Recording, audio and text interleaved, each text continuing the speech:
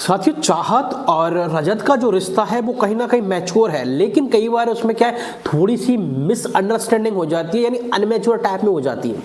या तो वो कई बार चाहत की वजह से होती है या फिर कई बार रजत की वजह से। और इनका क्या है, रिश्ता कई बार बनता है और कई बार बिगड़ता भी है। और चाहत है ना, ये मतलब अपनी बात पर रहती भी है और कई बार बहुत जल्दी नाराज हो जाती है। कई बार क्या है, हेल्दी मजाक चल रहा होता है, जैसे रजत कई बार मजाक कर लेता है, बस उस मजाक को लेके बैठ जाती है और फिर उसे मनाना भी पड़ता है। रजत ने कई बार मनाया भी है। लेकिन आज जो है साथी, वो थोड़ा सा अलग है। आज क्या है, शिल्पा जी और चाहत पांडे आपस में बात कर रही थी कि एक मुद्दा हुआ था, कल के मुद्दे की बात कर रही थी वो, कि जैसे कि ईसा ने पराठा मांगा था इससे, तो इसने मना कर दिया था। तो ईसा वहां पर बोलती है कि भाई दुश्मन को भी खिला देते हैं, तो मना क्यों कर रही हो, तुम भी खिला दो पराठा, क्या दिक्कत आ रही है। तो वहाँ चाहत भी कह देती है भाई मैं 3 महीने से दुश्मनों को ही तो खिला रही हूँ। और बात भी सही है, क्योंकि अविनाश वगैरह और ईसा ने कभी भला चाहा ही नहीं। ईसा ने हर बार चाहत को नॉमिनेट किया है साथियों, ये भी बात क्लियर है।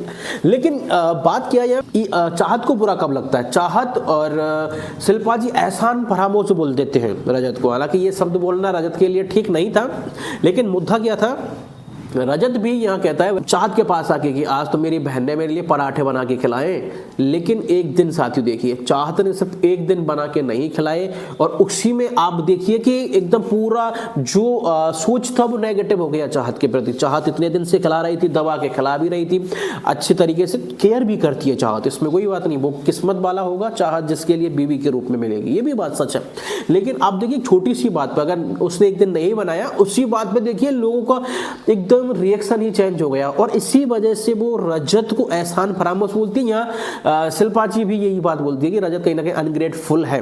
ऐसा तो मैं नहीं कहूंगा कि रजत एहसान फरामोश है। रजत तो वो चीज है, सारा अरफिन खान ने बहुत बड़ा ही उसे दर्द भी दिए थे, उसकी वजह से वो टेंशन में भी आया था, लोगों ने उंगलियां भी उठाई थी, लेकिन लास्ट तक उसने सारा अरफीन खान का साथ दिया था, जो उसने वादा किया था अरफीन खान से। तो कहीं ना कहीं रजत को हम एहसान फरामोश नहीं बोल सकते एक छोटी सी बात पर। लेकिन अगर ये देखा जाए तो थोड़ी सी गलती तो थी है कि भाई चाहत इतने दिन से कर रही थी, तो उसे थोड़ा हिसाब से ही उसके साथ ट्रीट आना चाहिए। क्योंकि रजत भाई को भी ये चीज समझनी चाहिए साथियों कि चाहत जो है ना, उसके अंदर बहुत ही ज्यादा बच्चों जैसा हृदय है, दिल है, यानी कहीं ना कहीं उसके अंदर सॉफ्टनेस बहुत ज्यादा है। उस पर कोई चिल्ला जाता है ना, वही बात नहीं सुनती। काश अगर ऐसी मेरी बीवी होती। हालांकि मेरी बीवी ठीक ठाक है, ऐसी कोई बात नहीं है, लेकिन चाहत की तो बात ही अलग है।